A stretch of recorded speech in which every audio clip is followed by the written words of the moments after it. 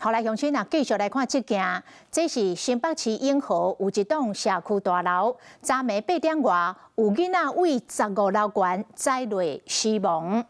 講這個媽媽是出門去接大漢後生來下課，啊，互4歲細漢後生家己一個人佇咧厝，結果4歲囡仔爬起哩窗仔門，想要看媽媽甲哥哥有咧轉來無，想要到一個當下。為15樓的陽台栽落去，當場死亡。講這媽媽才出門16分鐘，啊囡仔栽落的時陣，媽媽甲哥哥已經離咧大樓的電梯，就敢若差1-2分鐘，無的確就會當阻止悲劇來發生。救護車真緊急趕到社區大樓，路邊嘛找到警察車，原來才傳出有囡仔人為樓頂摔落。當時媽媽準備出門，要到斜對面的安親班來接大兒子下課，將4歲的小兒子獨留在家，沒多久竟然發生憾事。是媽媽回來的時候，孩子已經在地上，很多住戶下來問啊，我們就是要安撫一下住戶，所以我帶大兒子待到10點11。一個是說呼吸沒摸到，一個是說脈搏很微弱。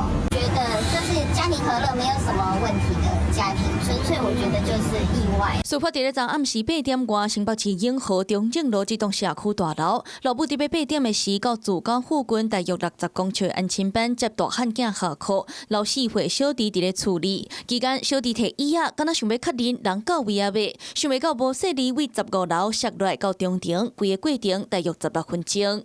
將進行訪視，了解事情的發生經過、過往的照顧狀況以及照顧負荷。如果有獨留狀況，將依兒少法進行採訪，並要求進行親子教育等課程。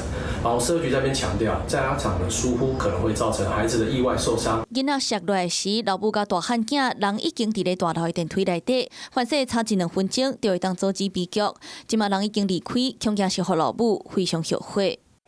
Hello， 我是主播王韻竹。想要搶先掌握最及時的新聞資訊嗎？趕快訂閱、按讚、開啟小鈴鐺，隨時鎖定華視新聞 YouTube 頻道。